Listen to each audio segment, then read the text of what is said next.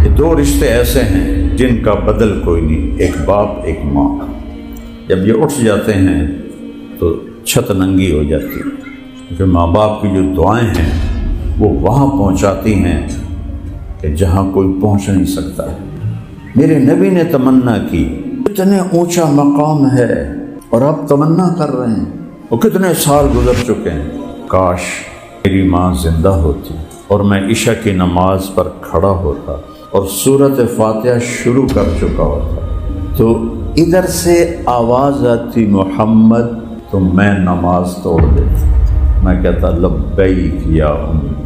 لوگوں غور سے سنو، جس نے ماں باپ کو ناراض کیا اس پہ اللہ کی لعنت، اس پہ فرشتوں کی لعنت، اس پہ زمین آسمان کی لعنت، نہ ان کی نماز قبول ہے، نہ روزہ قبول ہے، نہ صدقہ قبول ہے۔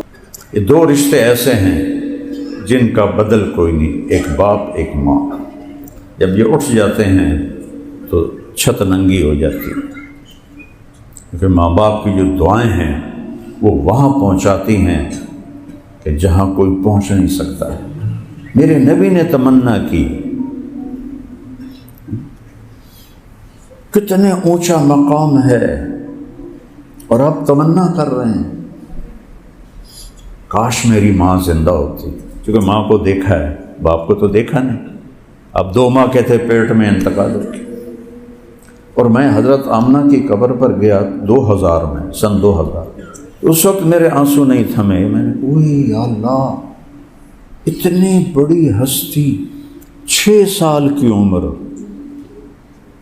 6 سال کی عمر، اور تنہا ایک ماں ایک نوکرانی ام ایمن، اور کالے پہاڑ، کوئی راستہ۔ مجھے پتا تھا میں نے وہاں جانا ہے، میں ایک عرب دوست کی بڑی جیپ لے کر گیا تھا جو پتھروں سے بھی گزر کے آگے جاتا، ویسے تو جا نہیں سکتا۔ ایسے دیکھوں یہاں 6 سال کا بچہ، ماں کی زبان بند ہو گئی، تو حیران پریشان ہے کہ کیا ہوا ہے، میری ماں کو کیا ہوا ہے؟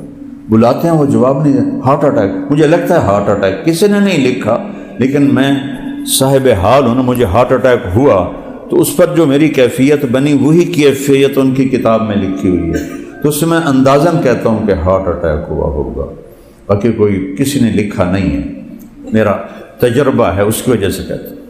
اس طرح ہو رہے، ایسے ہو رہے، ایسے ہو رہے، آخر زور لگایا جیسے شمع بجھنے سے پہلے بھڑکتی ہے، کل حی میت وکل جدید بال وقد ولدت طہرا، یہ آپ کے آخری الفاظ تھے۔ بیٹا، ہر نئی چیز نے پرانا ہونا ہے اور ہر زندہ نے مرنا ہے، اور میں ایک ایسا بچہ چھوڑ کے جا رہی ہوں جو پوری دنیا کو پاک کر دے۔ اور یہ آخری الفاظ تھے، اور آنکھیں بند ہو، آپ ان کے سینے پر گرے، وہ دھاڑے مار رہے ہیں۔ نوکرانیوں سے بھی کبھی تسلی ہوتی۔ میری والدہ فوت ہوئی تو آدم اللہ کے راستے میں، تو میں بھی اللہ کے راستے میں تھا، حج کی جماعت تھی ہماری وہاں، تو مجھے کوئی ملتا نہیں تھا جس کے میں ساتھ لگ کے اپنا غم نکال سکوں، تو اندر ہی اندر میرا من ایسے کٹ رہا تھا چھری سے۔ اپنے جب کندھا دیتے ہیں، جب سینے سے لگاتے ہیں، جب آنسو پوچھتے ہیں، تسلی ہوتی۔ تو ایک ہی مثال ہے، میں پہلے میرا معمول ہوتا تھا کہ ظہر سے 1 گھنٹہ پہلے میں مسجد نبوی میں جاتا اور مطالعہ کرتا تھا، ظہر کی اذان پر نماز پڑھ کے واپس آتا، پھر عصر کے بعد اگر میری تشکیل نہیں ہوتی تھی پھر میں جاتا تھا، 1 گھنٹہ مطالعہ کرتا تھا، پھر آ جاتا۔ میں سارا دن مسجد میں بیٹھا رہتا ہوں۔ جب میری والدہ فوت ہوئی 11 فروری 2001، تو میرے نبی پہ کیا گزری ہوگی جو کالے پہاڑوں میں 6 سال کی عمر، قبر بھی نہیں کھودی۔ کیسے کھودیں؟ پتھر کٹھے کیے، ان کو جوڑا، اوپر پتھر رکھے اور آپ کو لے کے نیچے اتری۔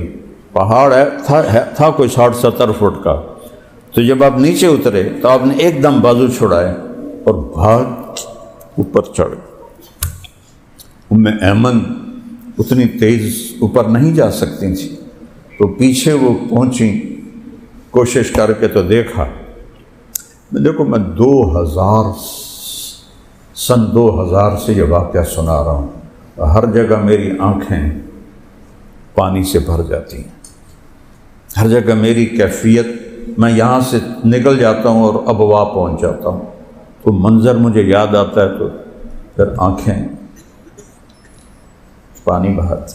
تو آپ اپنی ماں کی قبر کے اوپر ایسے لیٹے ہوئے تھے، ایسے پتھروں کو پکڑا ہوا تھا اور ان پر ایسے سر رکھ کے لیٹے ہوئے تھے۔ جب قریب آئیں تو کیا کہہ رہے تھے؟ ماں جی آپ نے بھی مجھے چھوڑ دی، آپ نے بھی مجھے چھوڑ دی، اب میرا کون ہے اس دنیا میں کس کے ساتھ زندگی گزاروں گا؟ اور پتہ نہیں کیا کیا فرما رہے تھے۔ یہ 2-4 الفاظ آتے ہیں کتابوں میں، تو لمبی کہانی سنا رہے ہوں گے اپنی ماں کو۔ تو ام ایمن نے پیچھے سے ہاتھ ڈالا، فرمایا چھوڑ، کہ بیٹے محمد اٹھو چلیں، کہا دودھ پیا ام ایمن کا، کہ ماں جی مجھے چھوڑ دو، میں اپنی ماں کے ساتھ رہوں گا۔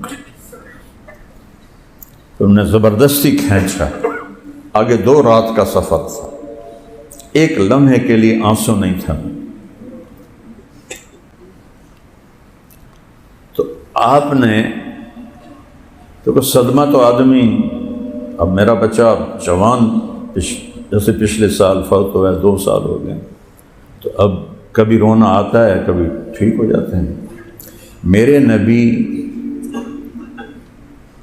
مسجد نبوی میں ہیں اور کہہ رہے ہیں وہ کتنے سال گزر چکے ہیں، کاش میری ماں زندہ ہوتی اور میں عشاء کی نماز پر کھڑا ہوتا اور سورۃ فاتحہ شروع کر چکا ہوتا۔ عشاء کی نماز میں سورۃ فاتحہ اونچی پڑی جاتی، تو ادھر سے آواز آتی محمد، تو میں نماز توڑ دیتا، میں کہتا لبیک یا امی، میری اماں میں حاضر ہوں۔ یہ تو اس کی تمنا ہے جو وجہ کائنات ہے، جن کے ہاتھ میں جنت کی چابی ہوگی، اللہ کا جھنڈا ہوگا، مقام محمود ہوگا، حضیرت القدس جنت الفردوس میں، اس میں وسیلہ ایک مقام ہے جو صرف میرے نبی کے لیے، اتنے اونچے مقام والے کیا کہہ رہے ہیں؟ کاش میری ماں، پہلے کہا کاش میرے والدین ہوتے، پھر کہا والد تو دیکھا نہیں، کہ میری والدہ ہوتی، وہ مجھے کہتی محمد، تو میں نماز توڑ کے بھاگتا۔ یہ ہماری نسل تو ماں کو پانی پلانے پر راضی نہیں، ہاتھ میں موبائل ہے اور ماں کو کہہ رہی تنگ نہ کرو، ڈسٹرب نہ کرو۔ آپ سے پوچھا گیا یا رسول اللہ قیامت کب آئے گی؟ آپ نے کہا اللہ کو پتہ ہے۔ اس نے کہا کوئی نشانی بتا دیں، کہ جب بیٹیاں ماؤں کو ذلیل کریں گی تو قیامت آ جائے گی۔ بیٹیاں، بیٹوں کا نام نہیں لیا، بیٹیوں کا نام لیا۔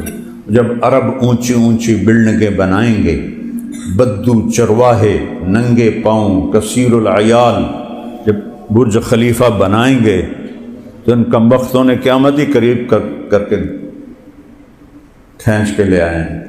اور بیٹیاں، آج کی نئی تعلیم نے بتایا ہی کچھ نہیں ماں کیا ہوتی ہے اور باپ کیا ہوتا ہے۔ ان کے لیے تو ماں بھی ایک عام عورت ہے، انہیں یہ تھوڑا یاد ہے کہ کتنی دفعہ راتوں کو یہ اٹھی ہے تیرے لیے۔ وہنن علی وہنن، یہ عجب جملہ ہے کہ اتنی تکلیف اٹھائی اس نے حمل کی کہ سارا جسم بھر گیا تکلیف سے، پھر جگہ نہیں تھی جسم میں اور تکلیف کے جگہ پکڑنے کی، تو تکلیف کے اوپر آ کے تکلیف بیٹھ گئی۔ وہنن علی وہنن، عجب تعبیر ہے۔ ایک آدمی یہ پورے گھٹنے میں درد ہے، اس کا علاج کر رہا ہے، یہاں اللہ کہہ رہا ہے اس کے تیری ماں کے یہاں درد پورے باڈی پورے جسم میں ہے۔ جب درد کوئی جگہ نہ ملی جسم پر، تو وہ پھر تیرے درد کے اوپر آ کر درد بیٹھا، پھر اس نے تجھے جنا، پھر اب تو کہتی ہے ڈسٹرب نہ کرو۔ ایک صحابی بولو، ان کی بیگم کا پیغام آیا، ان کا نام تھا علقمہ رضی اللہ عنہ، مر رہے ہیں، کلمہ نہیں پڑھا جا رہا، ویسے باتیں کر رہے ہیں، آپ تیزی سے آئے اور ان سے کہا قل لا الہ الا اللہ، کہلوانے والے رسول اور کہنے والا صحابی۔ کہا جی یا رسول اللہ پڑھا نہیں جا رہا، زبان پہ نہیں آ رہا۔ رسول اللہ کہلوانے والے ہیں اور کہلوایا جا رہا ہے صحابی سے، اور وہ کہتا ہے نہیں آ رہا زبان پر۔ آپ نے ایک دم پوچھا اس کے والدین میں کون زندہ ہے؟ کہا جی ماں زندہ ہے۔ کہا ناراض ہے کہ راضی ہے؟ بتایا ان کی بیگم نے ناراض ہے۔ تو آپ نے ان کو پیغام بھیجا کہ وہ اسے چھوڑ کے دوسرے گھر میں رہ رہی تھی، میں آ جاؤں یا تم آؤ گی؟ انہوں نے کہا یا رسول اللہ میں خود آتی ہوں۔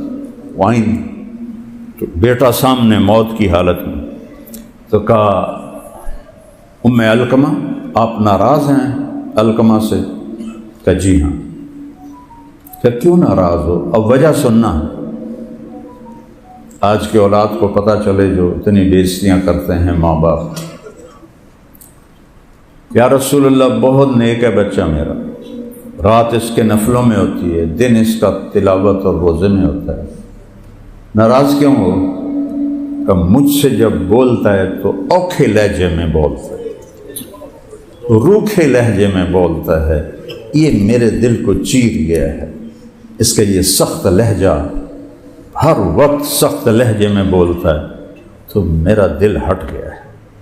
اب نے کہا معاف کر دو، کہ میرا جی نہیں چاہتا۔ بیٹا مردہ پہ ہے، دل ایک جہان ہے، کہ میرا جی نہیں چاہتا۔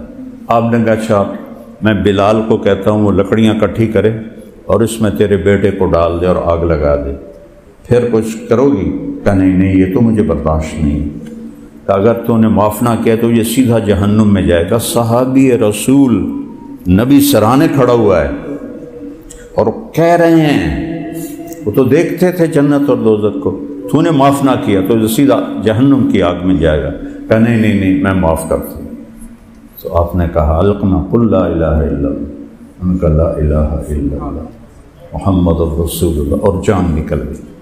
پھر آپ نے ان کا جنازہ پڑھایا، ان کے دفن میں شریک ہوئے، ان کی قبر پہ کھڑے ہو کے اعلان فرمایا ایھا الناس اسمعوا، لوگوں غور سے سنو، جس نے ماں باپ کو ناراض کیا اس پہ اللہ کی لعنت، اس پہ فرشتوں کی لعنت، اس پہ زمین آسمان کی لعنت، نہ ان کی نماز قبول ہے، نہ روزہ قبول ہے، نہ صدقہ قبول ہے۔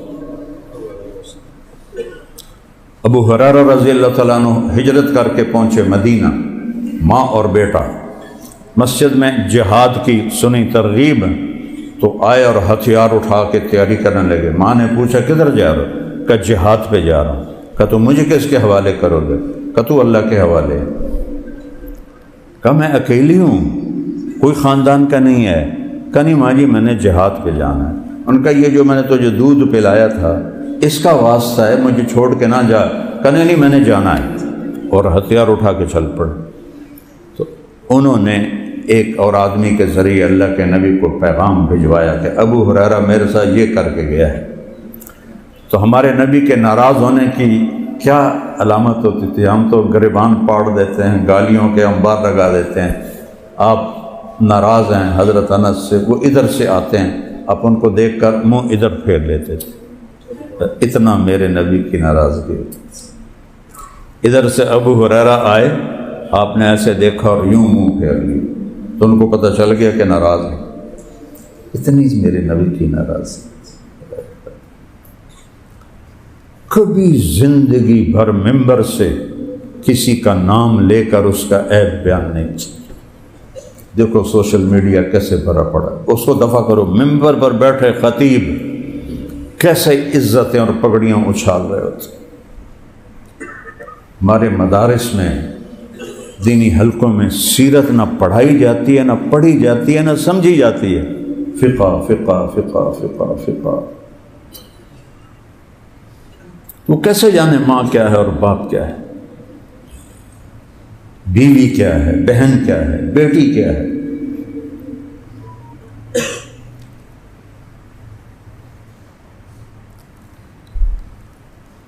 تو اللہ نے ان رشتوں کی قیمت ہمیں بتائی ہے، اللہ نے بٹھائی ہے، تو آپ نے منہ ادھر پھیر لیا۔ ابو ہریرہ کو پتہ لگا کہ وہ آ گیا، رسول اللہ آپ ناراض ہیں؟ کہاں، کیوں ناراض ہیں؟ کہا تجھے ماں نے دودھ کا واسطہ دیا پھر بھی تجھے خیال نہیں آیا، اور تو ہتھیار اٹھا کے جہاد کے لیے نکل ہے، مجھے تیرے جہاد کی کوئی ضرورت نہیں، واپس جا اپنی ماں کے پاس رہ، یہی تیرا جہاد ہے۔ ایک صحابی ہے، یا رسول اللہ میں گھر چھوڑ کے آیا ہوں جہاد کے لیے۔ آپ نے کہا الک امک، تیری ماں ہے؟ کہا جی۔ کہا اذهب فیہما فیہا جاہد فإن الجنۃ تحت قدمیہا، یہ اس مقام کی حدیث ہے۔ کہا واپس جا اور ماں کی خدمت کر کے اس کے قدموں تلے جنت۔